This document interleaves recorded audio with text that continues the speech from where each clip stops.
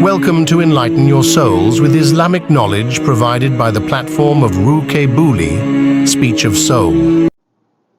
نحمد و نصلی علی رسولہ الکریم اما بعد فاعوذ باللہ من الشیطان الرجیم بسم اللہ الرحمن الرحیم۔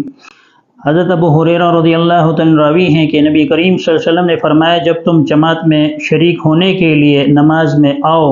اور مجھے سجدے کی حالت میں پاؤ تو تم بھی سجدے میں چلے جاؤ اور اس سجدے کو کسی حساب میں نہ لگاؤ۔ ہاں، جس شخص نے امام کے ساتھ رکوع پا لیا تو اس نے پوری رکعت پا لی۔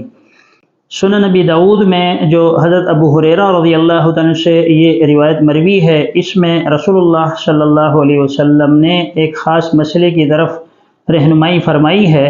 اور وہ یہ ہے کہ کوئی شخص ایسا ہے جو آتا ہے اس حال میں کہ امام سجدے کی حالت میں ہے، تو اس شخص کو بھی چاہیے کہ وہ سجدے کے اندر امام کے ساتھ شرکت کر لے۔ اگر وہ امام کے ساتھ شرکت نہیں کرتا تو وہ گناہگار ٹھہرایا جاتا ہے، اور یہ ناپسندیدہ اور مکروہ عمل ہے۔ اسی طرح آپ صلی اللہ علیہ وسلم نے ایک موقع پر ارشاد فرمایا کہ اگر تم میں سے کوئی ایسا شخص ہے جو امام کے ساتھ رکوع میں مل جاتا ہے تو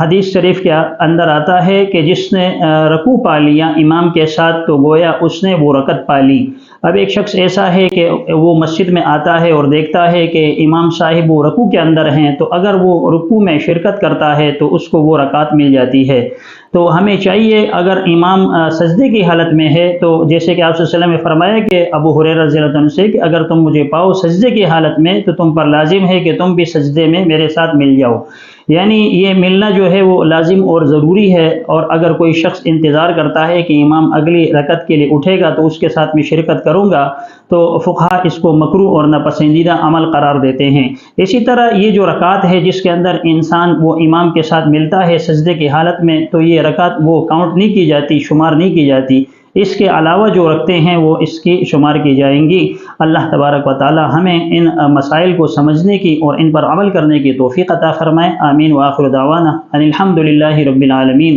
Thanks for watching. For more Islamic lectures, kindly subscribe to Ruqe Buli on YouTube.